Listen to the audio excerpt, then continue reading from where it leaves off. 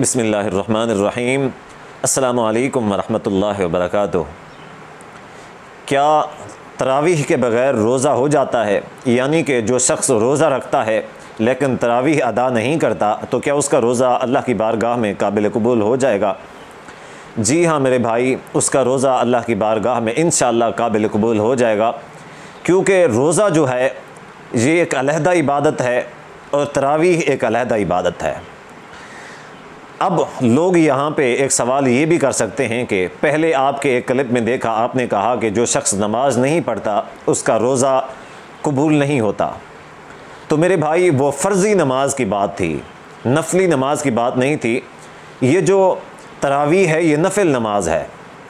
جو شخص فرض نماز نہیں پڑھتا اس کا روزہ یقیناً قابل قبول نہیں ہوتا، اور جو شخص نفل تراویح ہیں اگر یہ نہیں پڑھتا تو اس کا روزہ یقیناً قابل قبول ہو جائے گا۔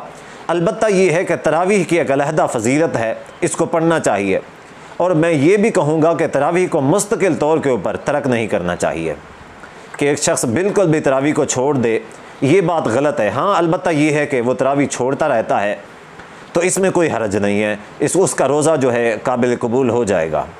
لیکن اگر کوئی شخص مستقل طور کے اوپر بھی تراویح نہیں پڑھتا لیکن پھر بھی اس کا روزہ اللہ کی بارگاہ میں قابل قبول ہو جائے گا، کیونکہ تراویح جو ہے یہ ایک نفل عبادت ہے۔ اس حوالے سے یہ سوچنا یا یہ سمجھنا کہ اگر کسی نے تراویح نہیں پڑھی تو اس کا روزہ اللہ کی بارگاہ میں قابل قبول نہیں ہوگا، یقیناً یہ بات صحیح نہیں ہے۔ تو بہرحال تراویح کا پھر بھی اہتمام کرنا چاہیے۔ اللہ تبارک و تعالیٰ سے دعا ہے کہ اللہ عمل کی توفیق عطا فرمائے۔ والسلام علیکم ورحمۃ اللہ وبرکاتہ۔